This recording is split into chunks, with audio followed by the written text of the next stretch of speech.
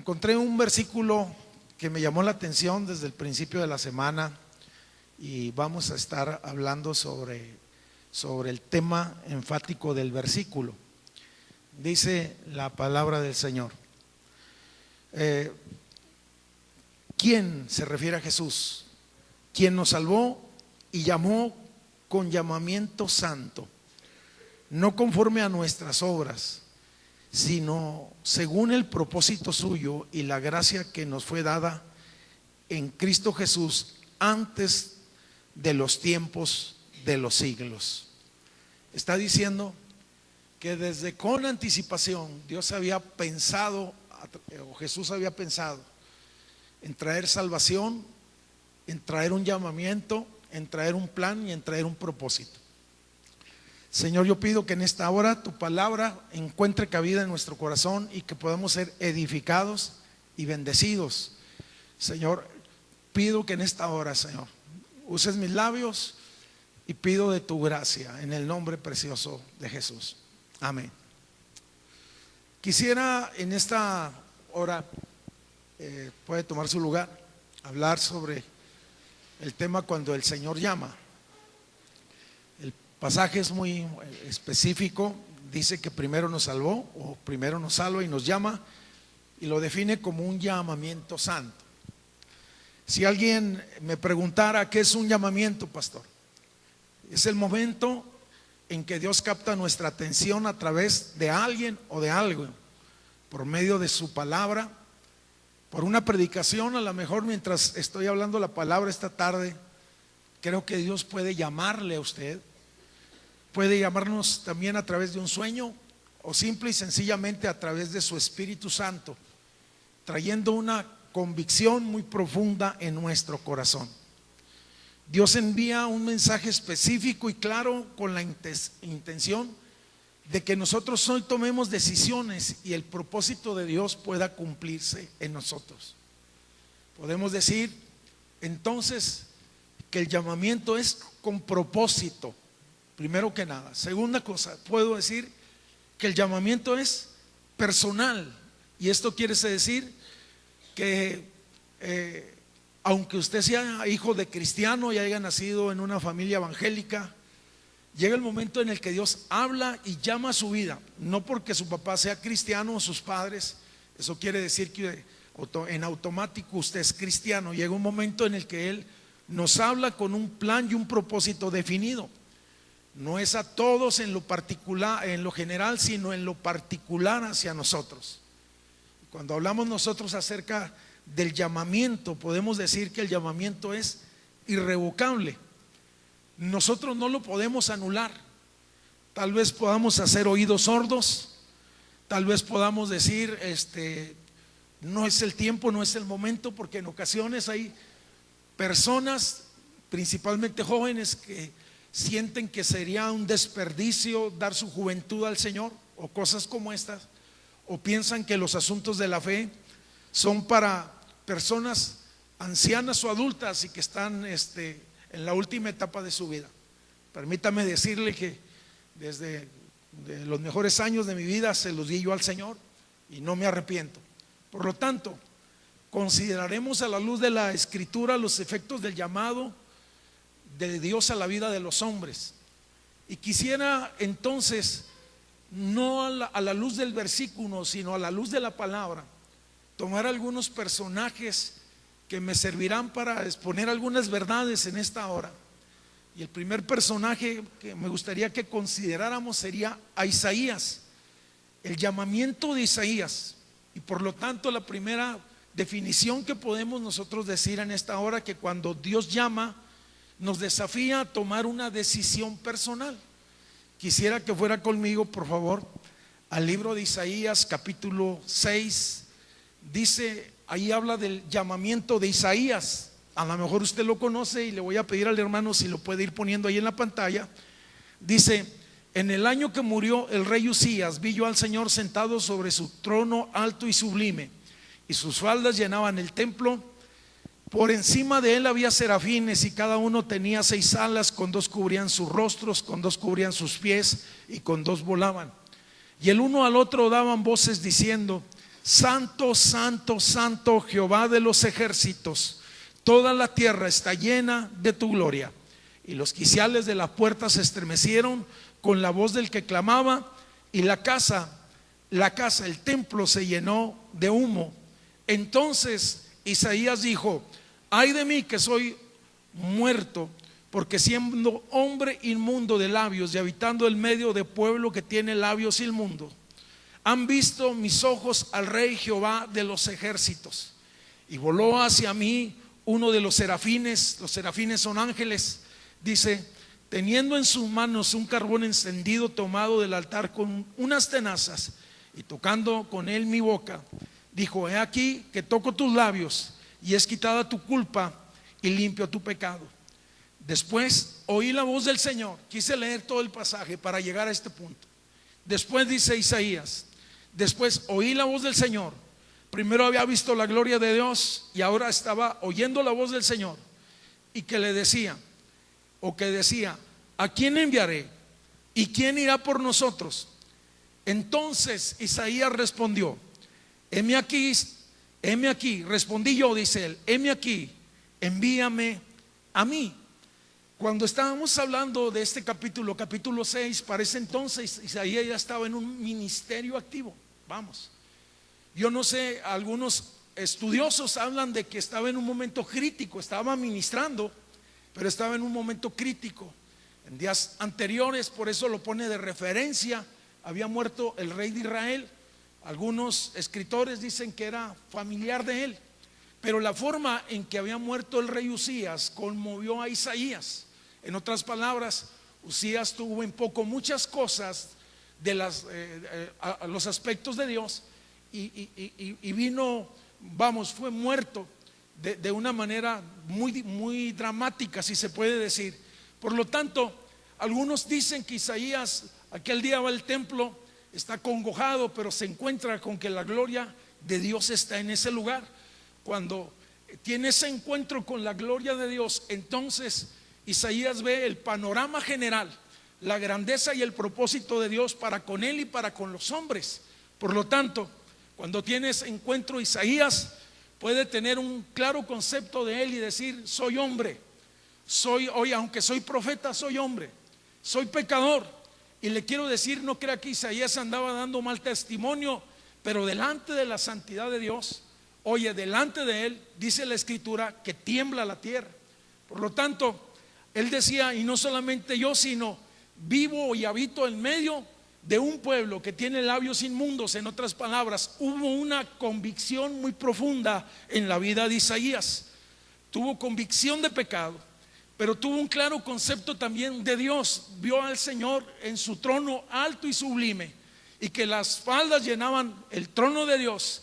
Vio la grandeza de Dios, vio la gloria de Dios.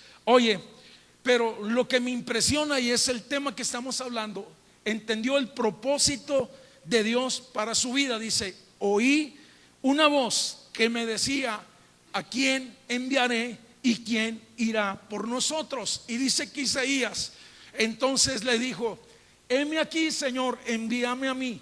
Le estoy diciendo que cuando Dios nos llama, nos desafía a tomar una decisión personal. Cuando Dios nos llama, nos desafía. No podemos nosotros quedarnos neutrales. Ciertamente las circunstancias a nivel nacional estaban difíciles. El pueblo era, la verdad, de corazón duro. A Isaías le tocó una etapa difícil, y a lo mejor por las circunstancias personales que estaban pasando en la nación, a lo mejor estaba pensando, qué sé yo, declinar en el ministerio, y de pronto escucha al Señor: vamos, ¿quién irá por nosotros? Necesito una voz en medio de la nación. Necesito hombres y mujeres, o necesito a alguien que vaya y lleve mi palabra. Y entonces Isaías quedó convencido, de que él era la persona, y le dijo: Señor, aquí estoy yo. ¿Cuántos le pueden decir al Señor: aquí estoy yo? Levante su mano derecha y dígale: aquí estoy yo.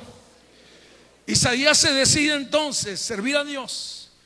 Segundo cuestionamiento: cuando Dios me llama, siempre nos va a llevar a otro nivel espiritual. Y yo quisiera que viéramos o consideráramos el caso de Abraham.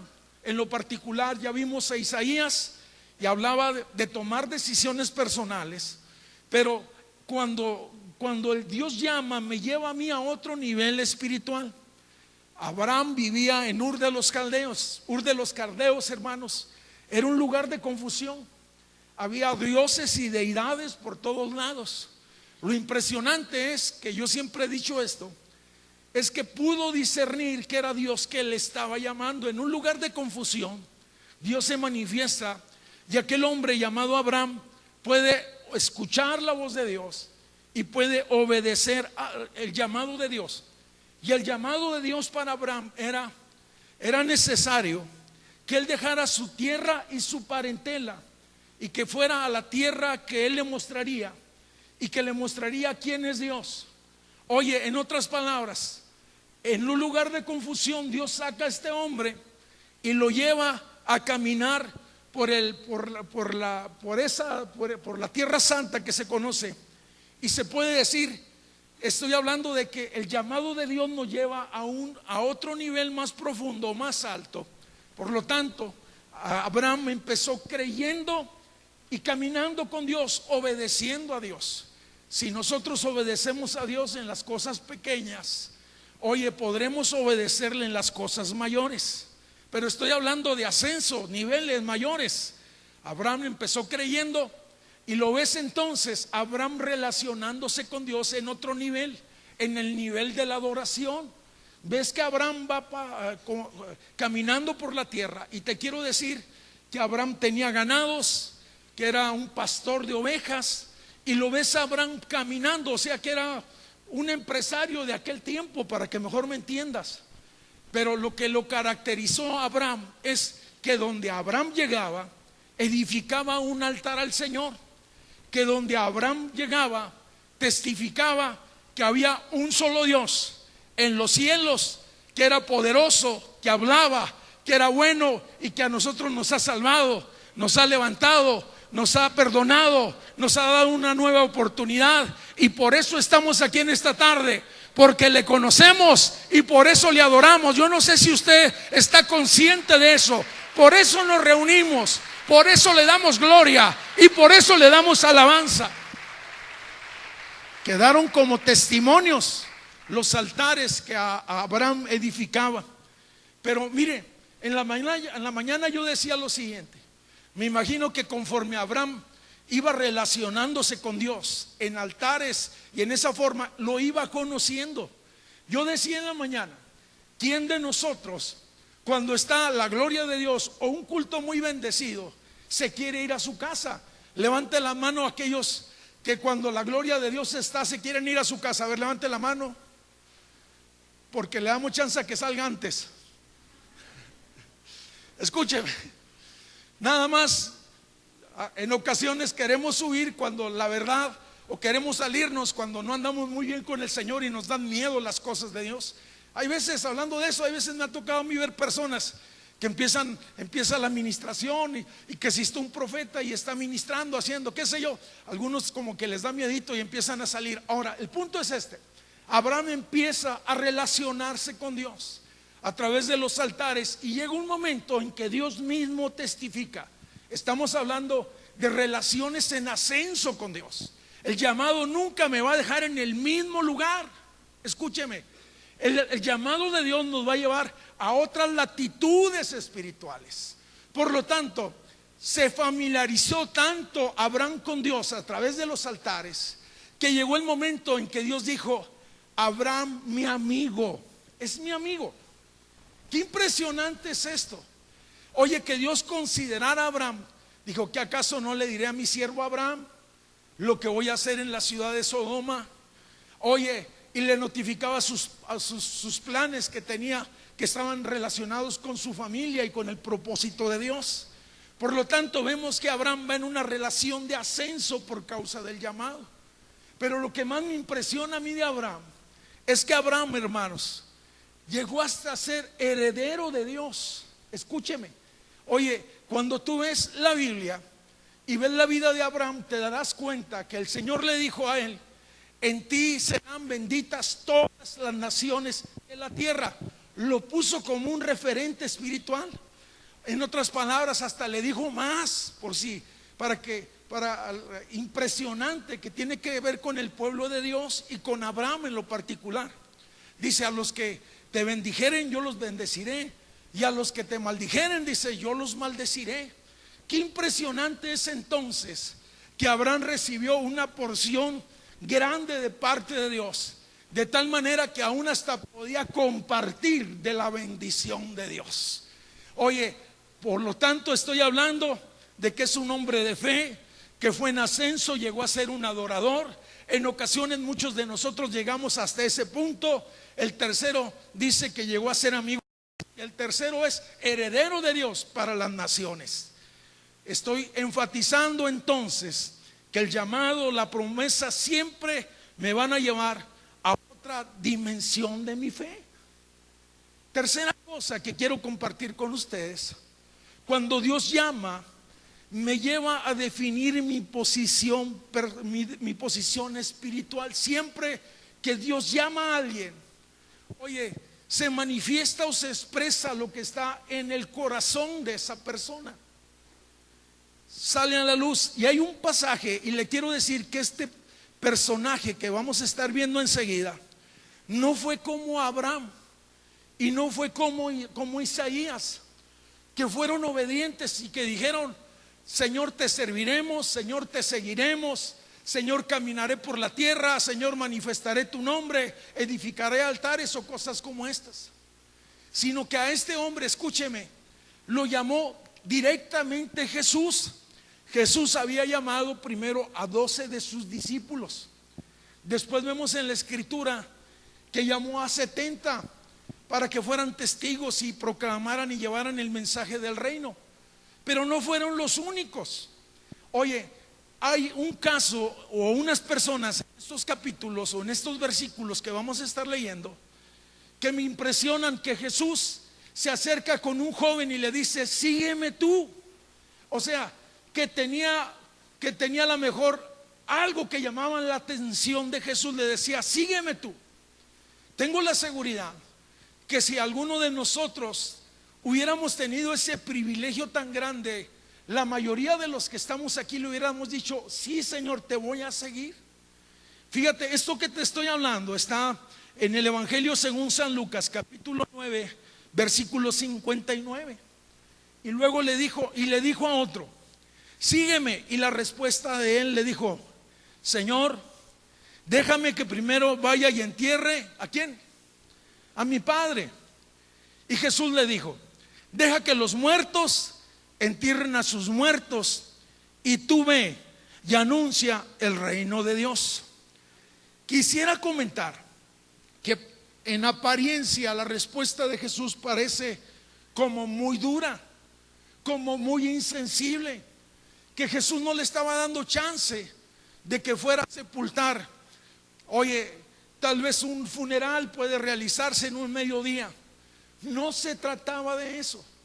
La verdad es que aquel hombre estaba poniendo una excusa, y dicen algunos comentaristas que su papá todavía estaba vivo y era una forma de expresar una petición, y le decía: mira, Señor, permite que vaya y cuide a mi papá, y cuando él ya muera, entonces atenderé a tu llamado.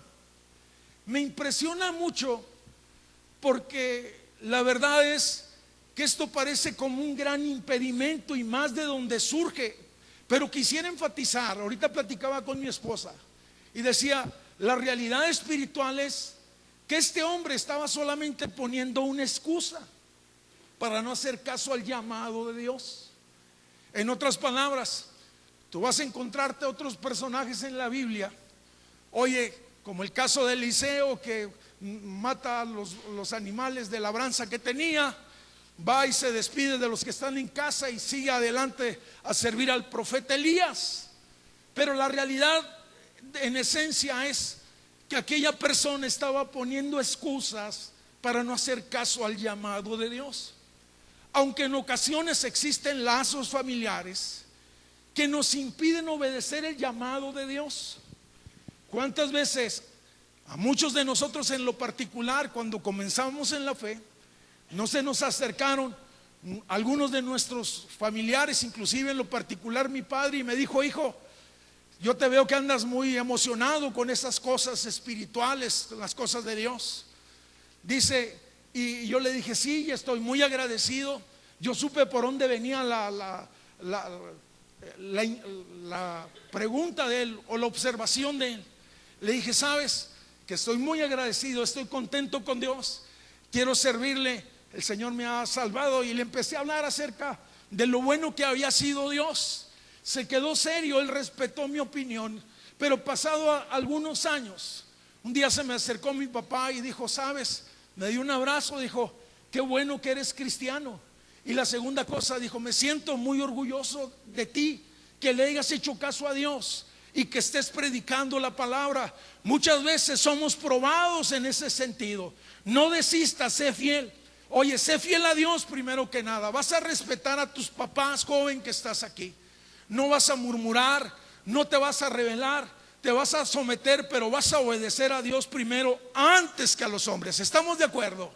Hay algunas mujeres en ocasiones, hermanos, que dicen: ay, hermanos, es que mi esposo no me deja servir a Dios.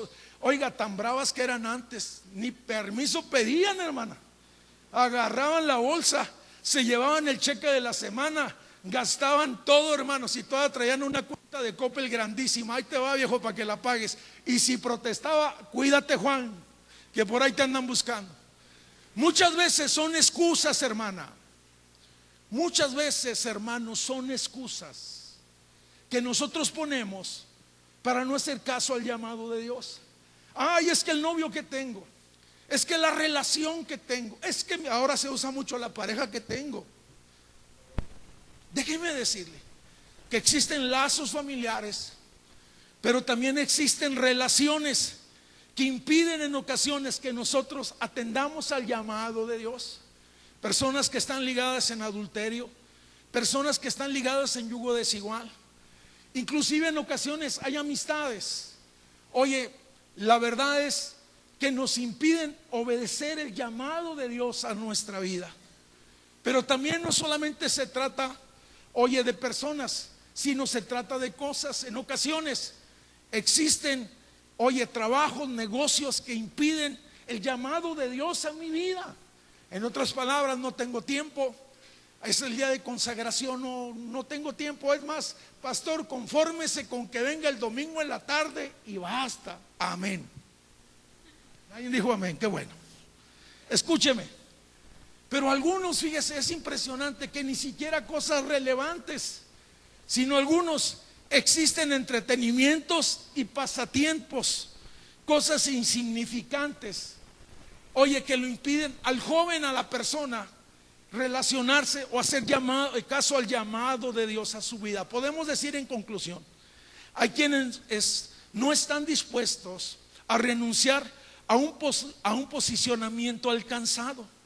Hay quienes no están dispuestos a renunciar a su comodidad espiritual que en ocasiones se tiene, pero que no hacen caso al llamado de Dios. En días atrás o en años atrás conocí a un doctor. El apellido de él se llama Mike. El apellido él es americano. Pero me llamó la atención porque en un viaje que dimos a la sierra, encontramos en medio de la sierra, hermanos, en Samachica específicamente, un hospital de primer nivel. Y me tocó conocer al hombre que estaba ahí. Pero lo que más me impresionó a mí es quién era ese señor. Ese señor, por cierto, que él fue el último, el hombre que le atinó en el caso de Alonso. Es el que lo operó a Alonso y que dio el dictamen más acertado.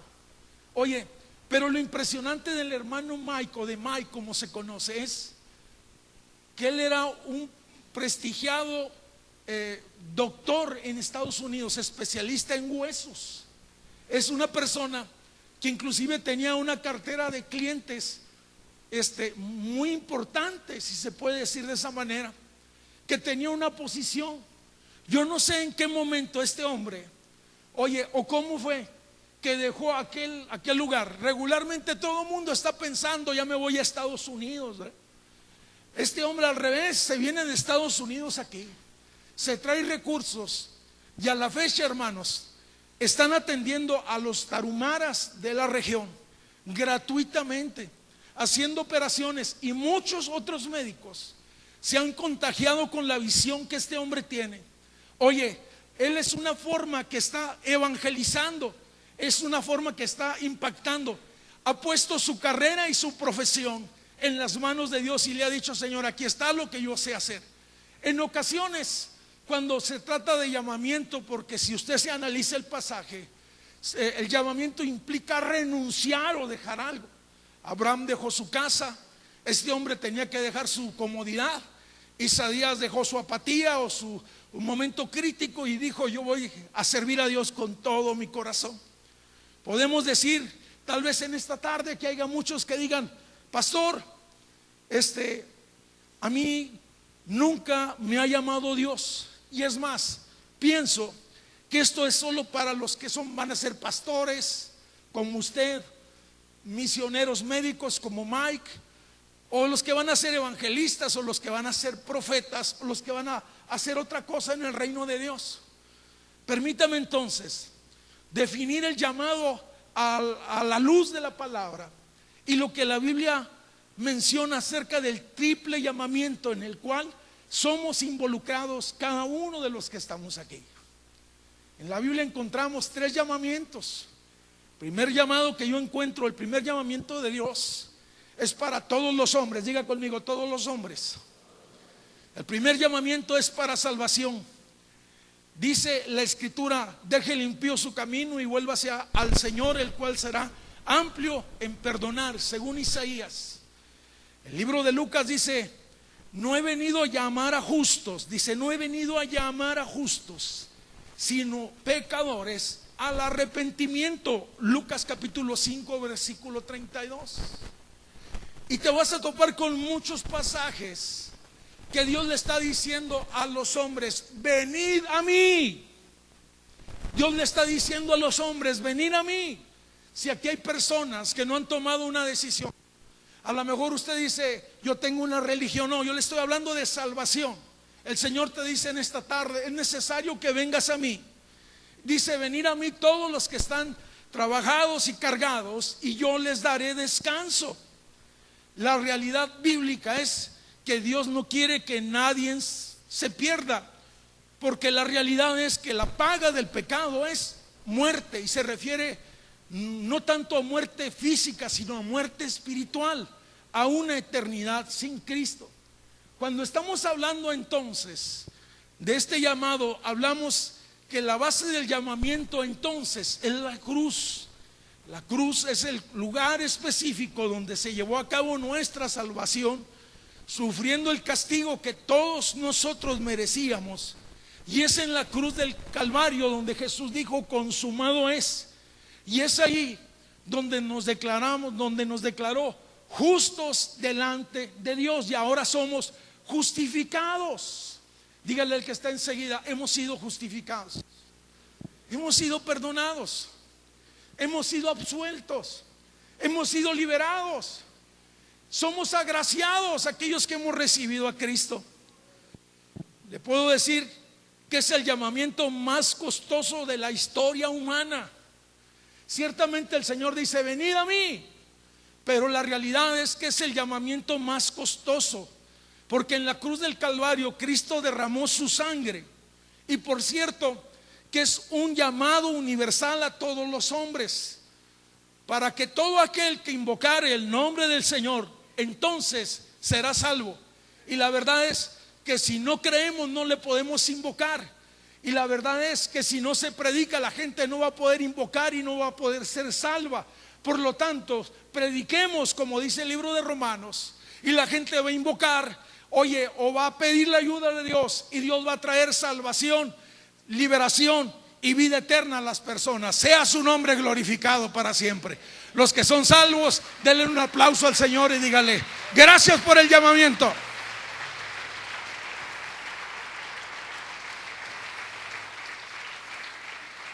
Estamos hablando de definiendo el llamado a la luz de la Escritura. El segundo llamado es hacia la santificación.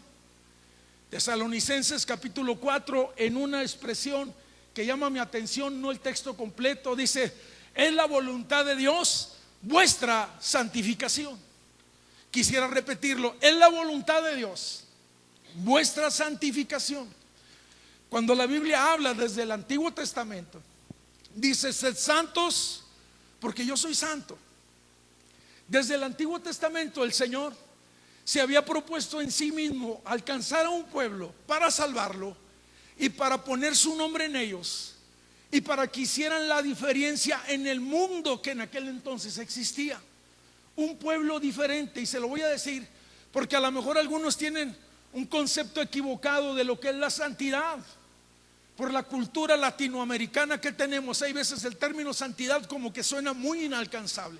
Santidad simple y sencillamente es haber sido apartado para Dios. Levanten la mano los que han sido apartados para Dios. El Señor lo salvó, pero el Señor lo está llamando y está diciendo: este es mío. Juan, Pedro, María, Arturo, como te llames, el Señor está diciendo: eres mío. No te quiero compartir con nadie. No, de los muchachos que están aquí, tengo la seguridad que a ninguno de los jóvenes que tenemos en la iglesia les gustaría que su novia, tener una novia compartida, o de las parejas que están aquí, tener un esposo compartido. Nadie. El Señor nos anhela y nos cela. El Señor nos anhela y dice: te compré, eres mío, has sido apartado, y solamente usa la palabra, has sido santificado para mí. Somos santificados en Él, por medio de Él. Y la palabra de Dios dice: oye, santifícalos en tu verdad, tu palabra es la verdad. Qué impresionante está esto. Dios no quiere, Dios nos ha llamado a vivir una vida santa, y la verdad es que nosotros estamos satisfechos con solamente ser salvos. Pastor, con que llegue al cielo, aunque sea de panzazo, punto 6 o 60, como se diga. Permítame decirle, ese no es el plan y el propósito de Dios. Dios no desea, Él no quiere el 50% de tu vida. Dios no quiere el 70% de tu vida. Dios no quiere el 90% de tu vida. Dios te anhela plena y completamente a ti. Dile al que está enseguida: es que Dios te ama mucho.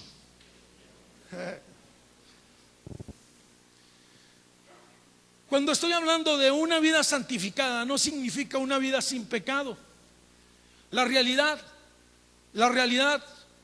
es que vivimos en un mundo pecador que se opone abiertamente y tajantemente a todo lo que significa Dios.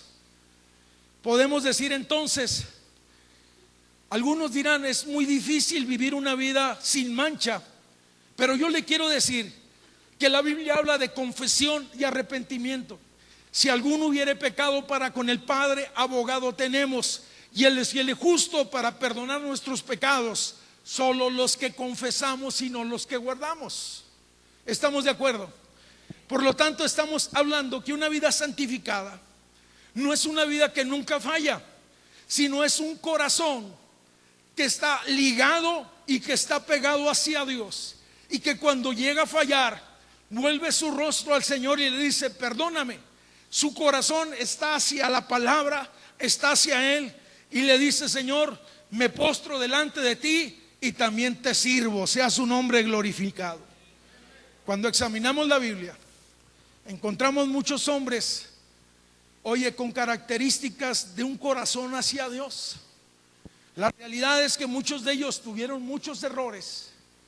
Inclusive cuando se habla de David, un hombre conforme al corazón de Dios, y tú analizas la historia de David, es una historia muy difícil, es más, hasta incomprensible. Y a lo mejor yo pudiera decir: Señor, ¿cómo le pusiste ese título de un hombre conforme al corazón tuyo? Es que David había cometido muchos errores, muchos yerros. Oye, había hecho muchas cosas malas, pero él él amaba lo que Dios amaba, y sobre todo él amaba a Dios y amaba su presencia. Y cuando perdió el gozo de salvación, entonces le dijo: vuélveme el gozo de sanidad, vuélveme tu presencia, vuélveme tu gracia, vuélveme tu amor, vuélveme, Señor, lo que he perdido. Estamos hablando entonces que en la Biblia encontramos muchas personas con esta característica, con un corazón inclinado hacia Dios, porque se ha entendido que el segundo llamado entonces que se expresa en la Escritura es hacia la santidad o hacia la santificación. El tercer llamado que encuentro en la Escritura tiene mucho que ver con lo que he estado hablando en los primeros minutos de la predicación. Tiene mucho que ver con el ministerio de Elías, tiene mucho que ver con el ministerio de Isaías, tiene mucho que ver con Abraham, tiene mucho que ver con todos aquellos hombres que hicieron caso a Dios. El tercer llamado es servirle sin condiciones a Dios. Muchas veces nosotros tratamos de condicionar nuestro servicio a Dios. Creo que la realidad es que estamos en una tremenda deuda, porque éramos extranjeros, éramos ajenos a la vida de Dios, éramos enemigos por naturaleza. Eso es lo que la palabra de Dios dice, hermanos. Mas Él nos ha hecho cercanos por su gracia y por su amor. Estamos llamados a servirle, y Él nos ha dado a cada uno de nosotros dones espirituales para servirles. En otras palabras, Él nos ha capacitado, y es necesario que nosotros pongamos a su disposición lo que nosotros sabemos, lo que nosotros somos y lo que nosotros hacemos. En la mañana que estaba hablando acerca de este tema, yo le decía: si usted es madre de familia, qué bueno, oye, porque tiene un amplio espacio, y si va a hacer algo, hágalo como para Dios. Y si va a ser una madre de familia, sea la mejor ama de casa del barrio. Y si va a ser un constructor, sea el mejor constructor, como si fuera para Dios, que a través de lo que usted hace le dé la gloria a Dios. Cuando estaba predicando este tema y que estaba abordando acerca de las vocaciones tan diferentes que nosotros tenemos entre nosotros, yo le decía: ponga sus talentos y sus capacidades para servir a Dios. Lo que usted sabe hacer, póngalo en las manos de Dios y dígale: Señor, te quiero servir con lo que yo sé hacer y lo que yo puedo hacer. Y en la mañana me llamó la atención un hermano muy sencillo que se me acerca y me dijo: ¿sabe qué, pastor? La palabra me llegó. Dijo: y le quiero decir que cuando vayan a ampliar el templo, dijo, yo me voy a encargar de hacer esas cabrillas. Ahora la pregunta para usted y para mí: ¿qué vamos a hacer con los talentos que Dios nos dio? Quisiera que reflexionáramos un poco en esto. ¿Qué vamos a hacer con los talentos que Dios nos dio? No todos van a ser pastores. Quisiera decir que yo creo que todos tenemos un llamamiento de parte de Dios. Tal vez algunos lo sepan, tal vez otros los ignoren y por eso no se han podido activar, pero también hay otros que lo evaden. Y quisiera repetirlo esto: hay personas que saben que Dios tiene algo especial para sus vidas, ellos lo saben. Hay otras personas que lo ignoran, pero hay otras personas que evaden el propósito y el llamado de Dios. Estamos hablando que el llamado de salvación es para todos. El llamado de santidad o de santificación es para la iglesia. El llamado, oye, de servirle son para los creyentes también. Volvemos al punto: ¿estamos evadiendo o estamos ignorando? Qué impresionante es esto. Entonces, quisiera comentar que no todos van a ser pastores, que no todos van a ser músicos, que no todos van a ser ministros de alabanza o maestros, pero lo que usted sea, oiga, hágalo como para Dios. Si hace pasteles, haga los mejores pasteles de delicias. Si es empleado, sea el mejor empleado de su fábrica, de la maquila. Si es maestro secular, sea el mejor maestro de la zona. Si es usted lo que sea, sean lo mejor para Dios como para el Señor. Ponga en las manos de Dios lo que usted es y lo que usted hace. Que se diga entonces: qué buen empleado. Y que no se diga: ahora que tenemos, vamos a recortar de personal Vamos al primero que está en la lista, es el hermano, porque es muy flojo. Que se diga entonces, qué buen padre o qué buenos padres son los familias, como usted se apellide. Quisiera decirle entonces que es importante que seamos excelentes. Quisiera que reflexionáramos en relación a nuevamente en el texto, y quiero llevarlo nuevamente para reconsiderar el texto del cual hemos partido. El que nos salvó, primero que nada nos salvó. Segundo, y dice, y nos llamó con llamamiento santo, no conforme a nuestras obras, sino según el propósito suyo y la gracia que nos fue dada en Cristo Jesús desde mucho tiempo atrás. O sea que el Señor había pensado desde mucho tiempo atrás que usted le sirviera. El Señor había pensado desde mucho tiempo atrás que usted se santificara. El Señor había pensado desde mucho tiempo atrás que usted estuviera en una congregación y fuera salvo, oye, y pudiera glorificar su nombre. Muchos en ocasiones vivimos una vida egoísta y nos perdemos grandes bendiciones. Quisiera concluir con un testimonio.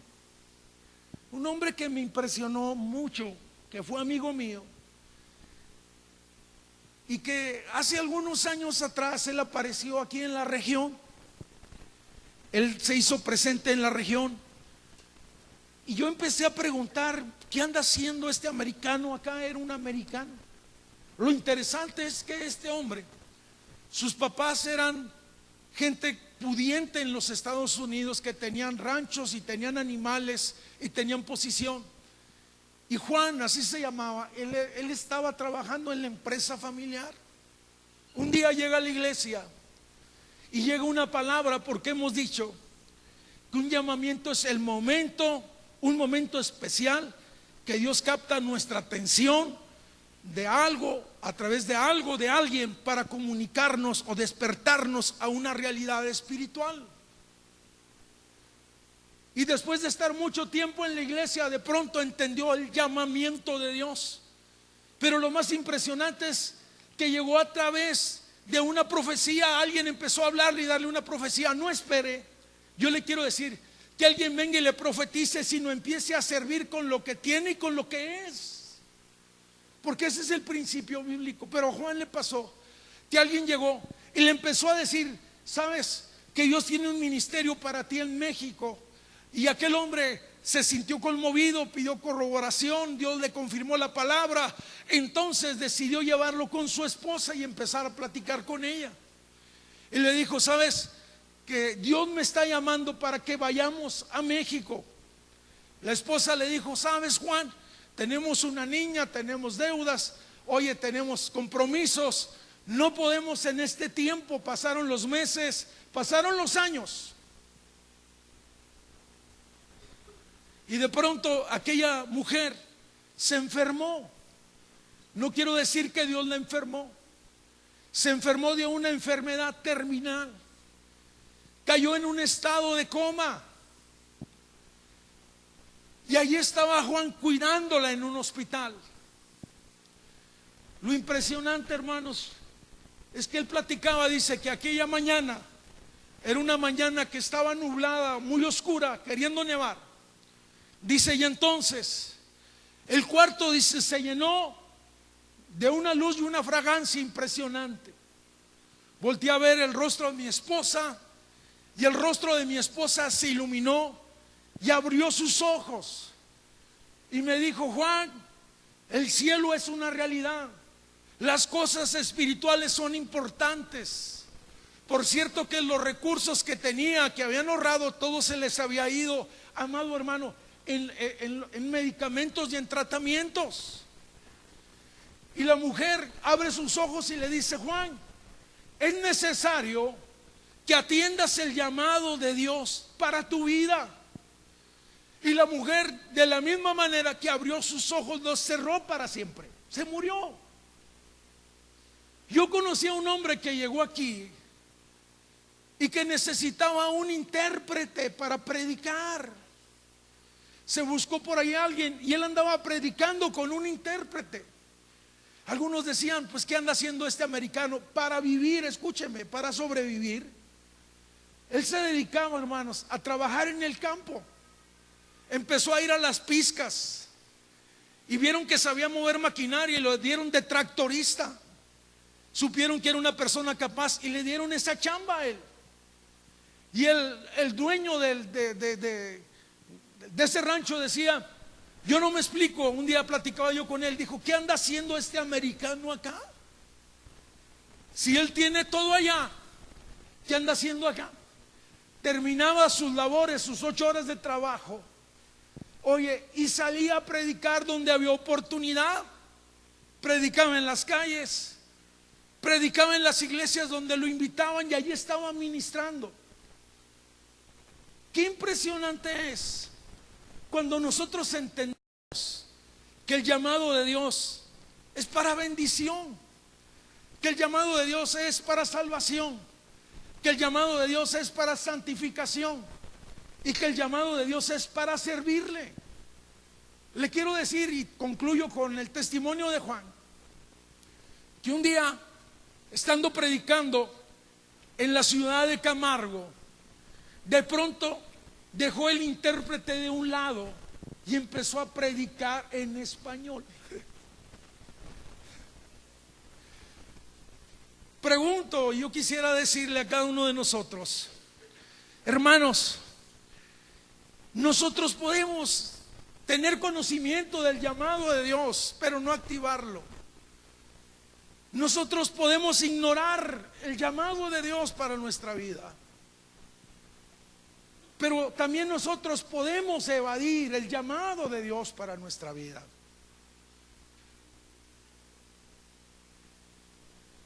Y quiero terminar con esto.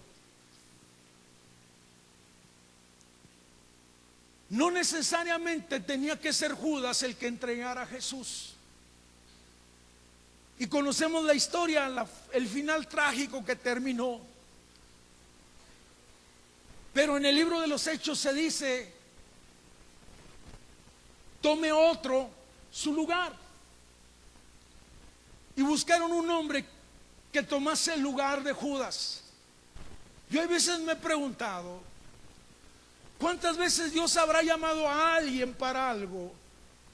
Y a lo mejor aquella persona no ha querido o se ha mantenido en esa crisis espiritual y ha decidido, aquí estoy.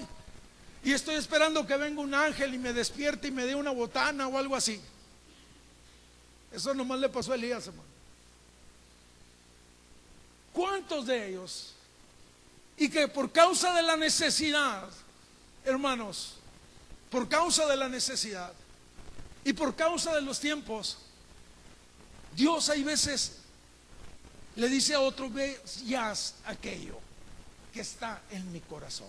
No quiero decir que iba a ser fulano, lo que está en el corazón de Dios. Yo quiero invitarlo a que se ponga de pie, por favor.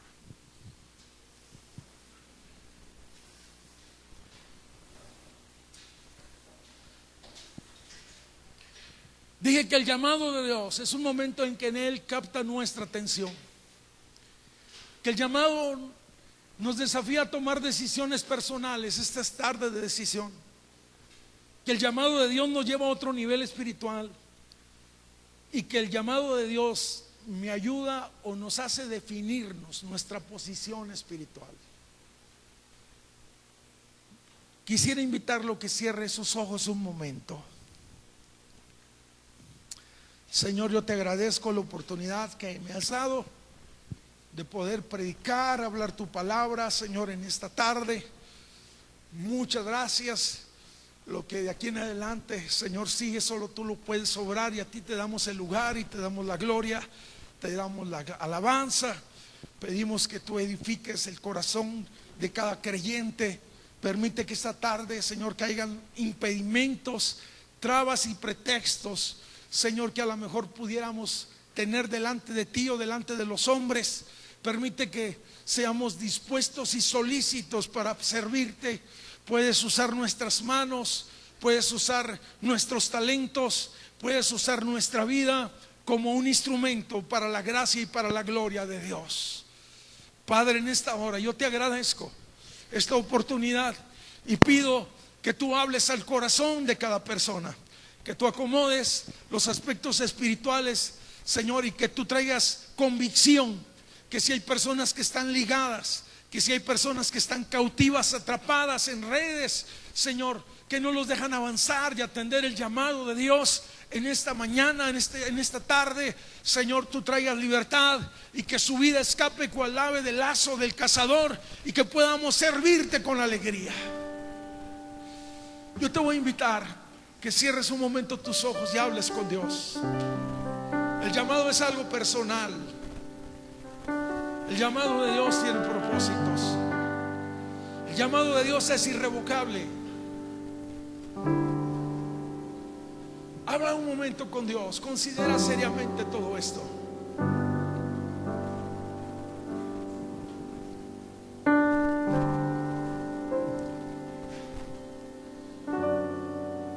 A lo mejor hay personas que se sienten desgastadas en el ministerio y en el trabajo que están realizando. Este día es un día de refrigerio para usted también. Ahorita vamos a orar, pero hable con Dios. Padre, en el nombre poderoso de Jesús. Padre, en el nombre poderoso de Jesús. Tu salvación, tu voluntad, Señor, sea expresada en nuestras vidas.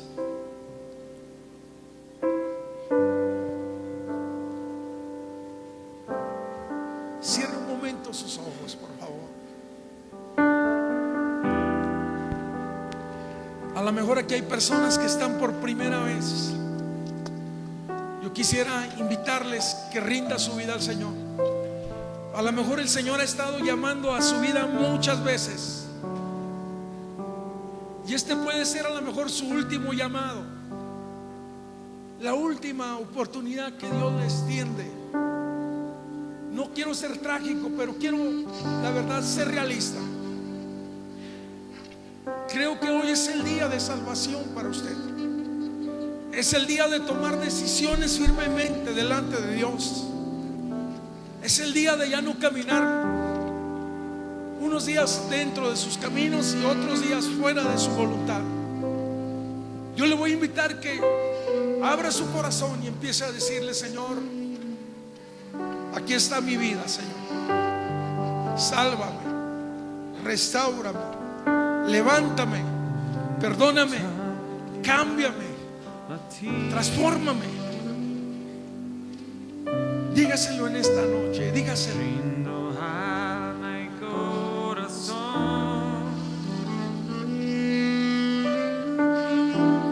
No tengo nada más que dar. Tómalo, mi buen Señor.